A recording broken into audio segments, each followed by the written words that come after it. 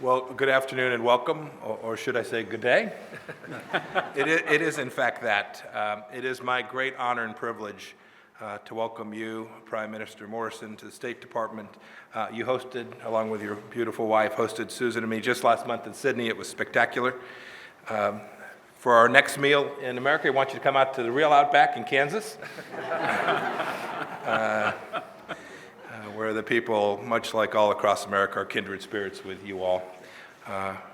We're both continental democracies that share the values of freedom and liberty and of human rights. We're both Pacific nations settled by true explorers, pioneers, and rebels from the old world. As Mark Twain once said, he said after a visit to Australia, quote, "You have a spirit of independence which cannot be overpraised." We Americans like our independence an awful lot too. And although the Aussie press in the room, I promise you, I'm not siding with Republicans or the monarchists here. That's your business. You all pick it. And throughout history, our shared values and interests have brought us together time and time again. We fought alongside each other in the Battle of Hamel, in Midway, at Guadalcanal, in Korea, and in Vietnam, and in Afghanistan as well. And we have much more to achieve together in the years and decades ahead. And certainly our effort to achieve peace and stability throughout the Indo-Pacific region is something that we will work closely together. So at this time, if I might, I'd like to offer a toast.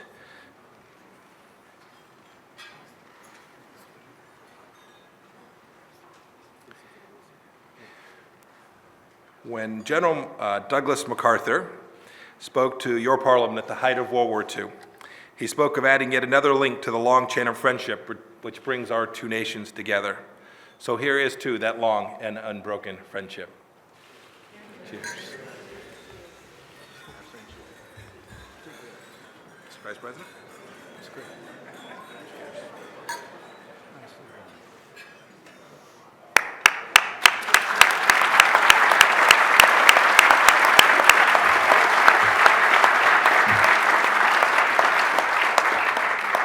Prime Minister Morrison, Mrs. Jenny Morrison, Secretary Pompeo, Attorney General Barr, Secretary Alex Azar, my friend, other members of the Cabinet, distinguished members of Congress who join us today, and to the entire Australian delegation. It is Karen and my honor to join the Secretary of State and Mrs. Pompeo to welcome you here to the State Department for your very first state visit to the United States of America.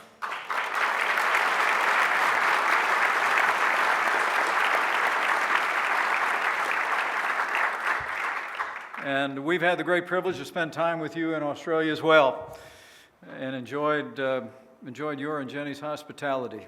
And while in the first instance you did not seek the office you now hold, when the time came around to seek it, you did seek it. And so allow me, on behalf of all my fellow Americans, to congratulate you on your success in the May elections, Mr. Prime Minister. The people of Australia said yes to your leadership. You were elected as a voice for the quiet Australians, which, if you'll permit me, reminds me of someone who was elected to represent the forgotten men and women of America. And so you have begun your career. And I know I speak on behalf of that president when I say what a great honor it is to have you here in our country and here in our nation's capital today, to celebrate, as President Trump said today, the unbreakable bond between America and Australia. A bond rooted in eternal ties of history, culture, and tradition. And today, I truly believe that as our two countries meet, as you so eloquently put it, we are on the dawn of a second century of mateship.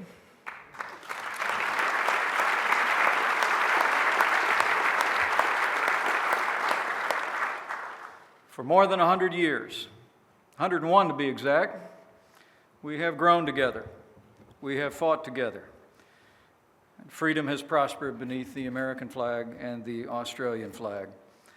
But the relationship between our two countries is is diverse and important, and nowhere is that more growing than in the bustling commerce between our two nations. Today, we're proud to say the United States is the largest investor in Australia, and you mentioned that in the Oval Office in your meeting with the President today. It makes our country the largest foreign employer in your country, but we're also very grateful that Australian companies employ more than 74,000 Americans, and exports to Australia support more than 250,000 Australian jobs. The economic ties and the bonds of commerce have never been stronger between the United States and Australia.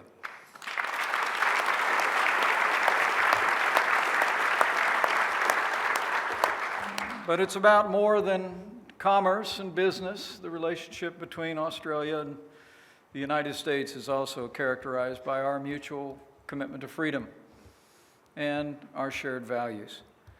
And I know I speak on behalf of the President and the Secretary of State when I say how grateful we are for the strong partnership that Australia has provided to the United States in our shared commitment to free and open Indo-Pacific. And I promise you the United States of America will continue to stand with Australia and all freedom-loving nations for an Indo-Pacific where independent nations can boldly pursue their own interests, respect their neighbors as equals, where societies, beliefs, and traditions can flourish side by side in a spirit of liberty.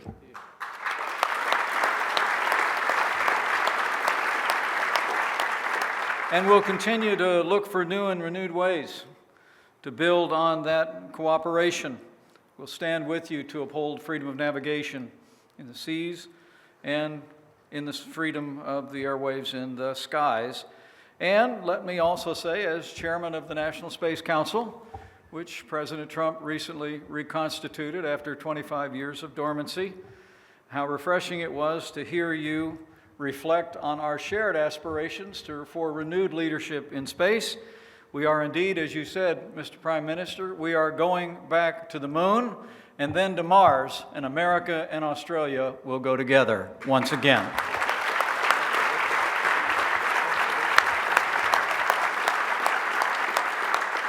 So we have security interests in common, we have commerce interests in common, but clearly, as I reflected when Karen and I visited Australia the first time just a few days before Anzac Day, the greatest ties that bind our two people are the ties that have been forged by the men and women who fought and died shoulder to shoulder in the defense of freedom.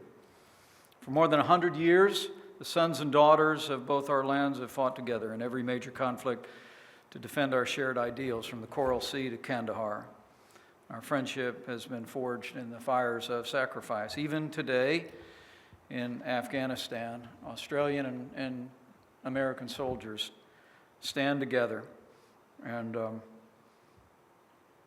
as the President said, together our people have laid down their lives to protect our civilization from tyranny. We've battled together against the menace of fascism, communism, radical Islamic terrorism. And let me say, in the faith tradition that you and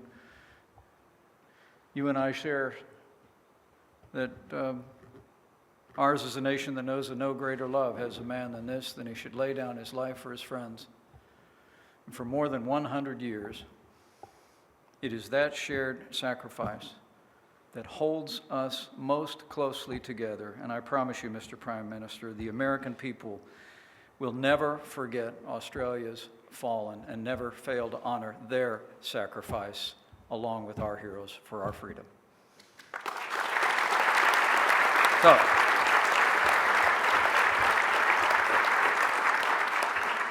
So with gratitude for the extraordinary and historic alliance between the United States and Australia, and for all that it's meant to the world, and with the confident hope that we have only begun to explore the depths and bounds of prosperity and security that can be derived from this extraordinary mateship, I'd like to invite everyone to raise a glass along with me and the Secretary of State and the Prime Minister. To you, Prime Minister Morrison, to Mrs. Morrison, to all the Australian people. And I will offer a toast with the blessing that you inscribe at the bottom of a letter that you sent to me not long ago. On behalf of the American people, we toast and we pray. May the Lord bless you and keep you and all the good people of Australia. May the Lord make his face shine on you and be gracious to you. May the Lord turn his face toward you and your good people and ours and give us peace. God bless Australia and God bless America.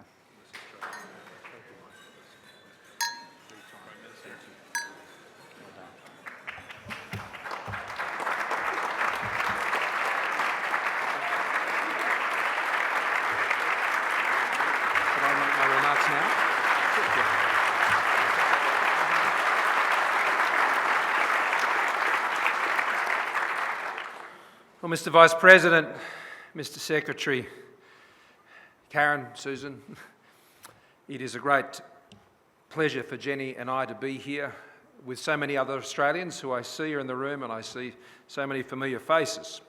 You pay us a great honour. Both the Secretary and the Vice President have shown great friendship towards me and to Jenny, particularly since I've come into this role. I like the mics. I can tell you that for sure. And it's not just me. Ambassador Hockey and Melissa's here with us today. I, particularly in this room, want to acknowledge the tremendous work that Ambassador Hockey has done in this tremendous relationship. Thank you, Joe.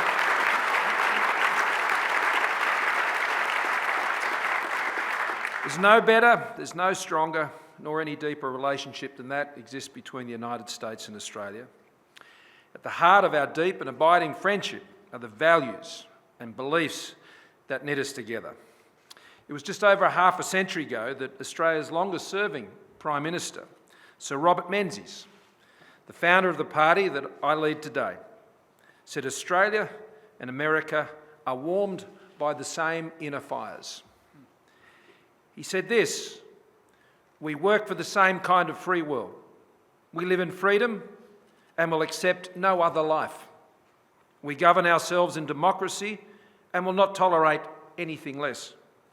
We cherish liberty and hold it safe, providing hope for the rest of the world. We were born in the same era, sprang from the same stock, and live for the same ideals. Australia and America share an affinity that reaches to our souls. Australia is a reliable alliance partner, but we're also a reliable economic partner as well, as the Vice President has said. As a trading nation, we know we don't get rich by selling things to ourselves. We know the benefits of open markets, transparent rules, and the importance of a level playing field. We've always looked beyond our shores for our prosperity. Our ambitious trade strategy is delivering dividends. We've posted a record yearly trade surplus of around $50 billion Australian in the past year, 3 times larger than our previous record. 1 in 5 Australian jobs depend on global trade. When people ask me, why do you go here, why do you go there, and leave our shores? 1 in 5 jobs in Australia depends on us doing just that. This makes us a champion for the economic success of other nations as well as our own, because then we can do business with them. The US knows the value of the products and the smarts of our businesses have to offer here in the United States. The US has also benefited, as we have, significantly from our bilateral trade and have enjoyed a trade surplus with Australia since the Truman administration. The US enjoys a higher merchandise trade surplus with Australia than with any other G20 nation. And US exports enter Australia tariff-free and quota-free, and you can't get a better deal than that.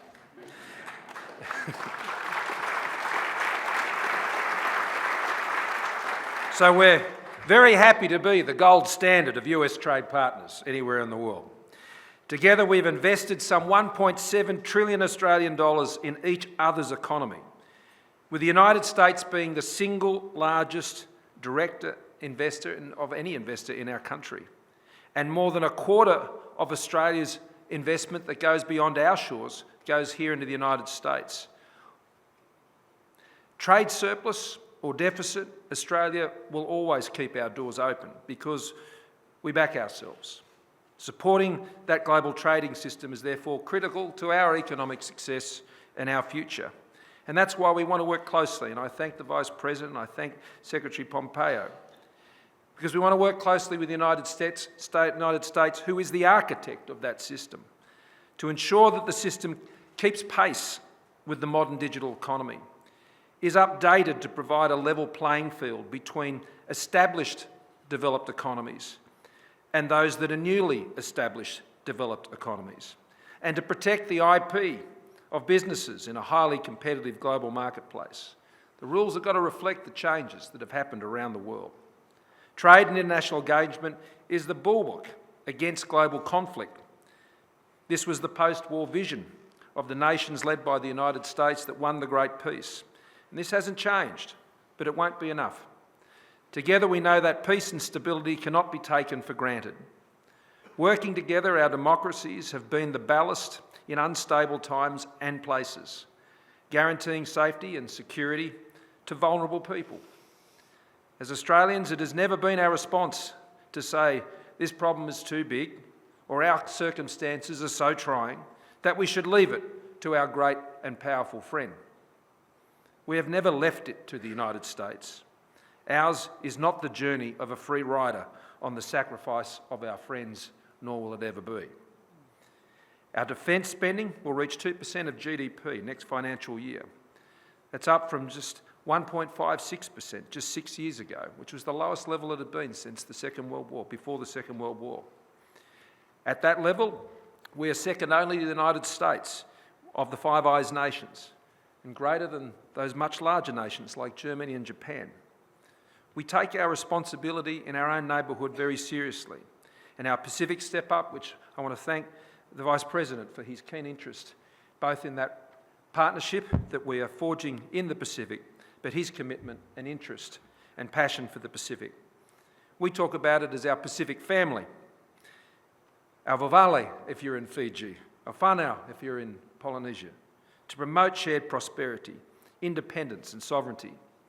In the broader Asia-Pacific, we have forged deep friendships with partnerships over decades with our ASEAN neighbours, with India, Japan, Korea, and we share a comprehensive strategic partnership with China, our single largest trading partner.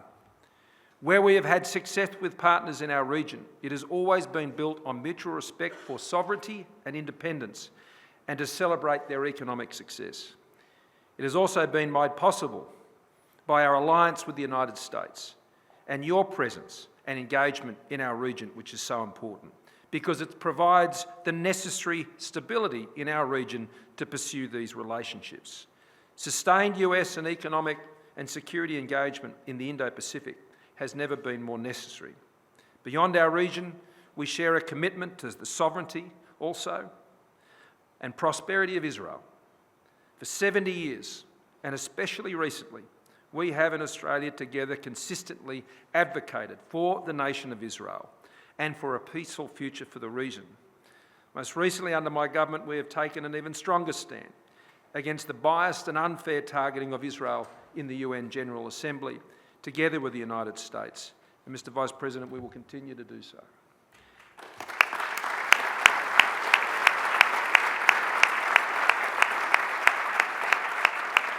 Australia may not be America's most powerful friend, but we are certainly, as I said this morning, your most sure and steadfast. We have just celebrated a century of mateship, and at the dawn of a second century of mateship, we draw strength from what we have achieved together so far. We commit to modernising our alliance for the times and challenges we now face, and we renew our belief in the values that will always sustain us in this endeavour. So let me also propose a toast. Not just to the mics,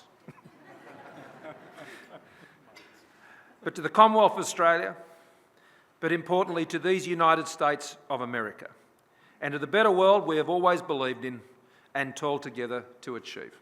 God bless America.